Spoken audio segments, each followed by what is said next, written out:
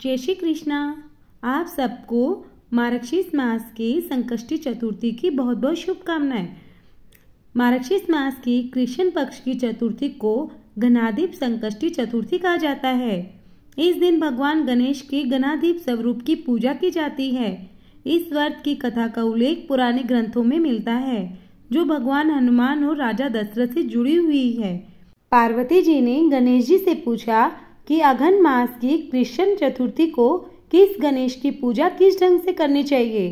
गणेश जी ने कहा, हे माता, अघन मास से पहले कही गई विधि से गजानन नामक गणेश जी की उपासना करनी चाहिए। इसके पश्चात अर्घ देना चाहिए।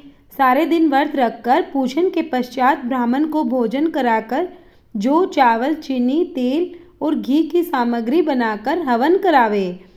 इस बारे में हम तुम्हें एक पौराणिक कथा सुनाते हैं। पुराने समय में त्रेता युग में दशरथ नाम के एक राजा थे। वे राजा शिकार करने के बहुत शौकीन थे। एक बार भूल से उन्होंने श्रवण कुमार नामक एक ब्राह्मण का शिकार करने में वध कर दिया। उसके अंधे माता पिता ने राजा दशरथ को श्राप दिया कि जिस तरह हम पुत्र के वियोग में मर रहे हैं, उसी तरह तुम भी पुत्र शोक से मरोगे। इससे राजा बहुत चिंतित हुए। उन्होंने पुत्रेष्टि यज्ञ करवाया। इस यज्ञ के कारण जगदीश्वर श्री राम ने 4 भुजाओं वाले रूप में अवतार लिया और लक्ष्मी जी सीता जी के रूप में पृथ्वी पर अवतरित हुए। पिता की आज्ञा प्राप्त कर भगवान राम ने सीता और लक्ष्मण सहित वन में खरदूषण आदि राक्षसों को मारा। इससे क्रोध होकर रावण ने सीता जी का हरण कर लिया। सीता जी के हरण होने के दुख में भगवान राम ने पंचवटी को छोड़ दिया और ऋषिमुख पर्वत पर जाकर सुग्रीव के साथ मित्रता की। इसके पश्चात हनुमान आदि वानर सीता जी को तलाश करने में लग गए। ढूंढते ढूंढते वानरों ने गिद्धराज संपाति को देखा। संपाति ने इन वानरों को देखकर पूछा कि तुम कौन हो? इस वन में कैसे आए हो? तुम्हें किसने भेजा है? संपाति के ऐसा पूछने पर वानरों ने कहा कि दशरथ जी के पुत्र श्री भगवान राम जी सीता जी और लक्ष्मण सहित दंडक वन में आए हैं। वन में उनकी पत्नी सीता जी का हरण कर लिया गया है। हे मित्र, हमें पता नहीं कि सीता जी कहाँ है। यह सुनकर संपाति ने कहा, तुम सब श्री रामचंद्र जी के सेवक होने के कारण हमारे भी मित्र हो। जानकी जी को किसने हरा है और वे कहाँ है, यह मुझे पता है।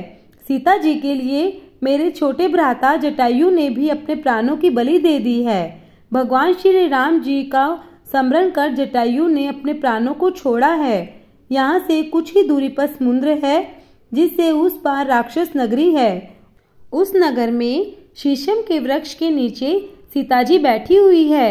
रावण द्वारा हरण की गई सीता जी मुझे अभी भी दिख रही है। मैं आपको सत्य बता रहा हूँ। समस्त वानरों में केवल हनुमान जी ही परम बलशाली है, इसलिए उन्हें वहां जाना चाहिए। वे ही अपने बल से समुद्र को पार कर सकते हैं, अन्य कोई इसको पार नहीं कर सकता। संपाति की बात सुनकर हनुमान जी ने पूछा, हे संपाति, इस विशाल समुद्र को मैं कैसे लांघ सकता हूँ? यह सब वानर समुद्र को पार नहीं कर सकते, तब मैं अकेला समुद्र को कैसे पार कर सकता हूँ? हनुमान जी की बात सुनकर संपाति ने कहा कि हे सखा, आप संकट नाशक गणेश चतुर्थी का व्रत करें। इस व्रत के प्रभाव से आप कुछ ही क्षण में सागर को पार कर लेंगे। संपाति के कथनानुसार हनुमान जी कुछ ही क्षण में सागर को लांघ गए। इस संसार में इस व्रत के समान अन्य कोई व्रत सुखदायक नहीं है। कृष्ण जी कहते हैं, हे धर्मराज युधिष्ठिर, आप भी इस व्रत को करें। इस व्रत को करने से आप शीघ्र ही अपने शत्रु को पराजित कर समस्त राज्य के स्वामी बनेंगे। देवकी नंदन श्री कृष्ण के वचनों को सुनकर युधिष्ठिर ने मार्गशीर्ष मास की गणेश चतुर्थी का व्रत किया। इस व्रत के परिणाम स्वरूप वे अपने शत्रु को परास्त कर राज्य के स्वामी बन गए। बोलिए संकष्टी माता की जय। बोलिए गणाधिप गणेश महाराज की जय।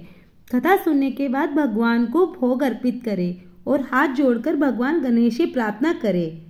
आप सभी विघ्नों को दूर करने वाले हैं। जैसे आपने कथा में आए भक्तों के संकट दूर किए हैं, वैसे ही मेरे और हम सब के परिवार के सभी संकटों को दूर करना और पूजा अर्चना या कथा के दौरान यदि कोई भूल चूक, गलती या कमी रह गई हो तो उसके लिए हमें क्षमा करना। इस कथा को सुनने वाले या सुनाने वाले सभी भक्तों पर अपनी कृपा बनाए रखना। इसके बाद गणेश महाराज की आरती अवश्य करें। जय श्री कृष्णा। जय हो गणपति बप्पा।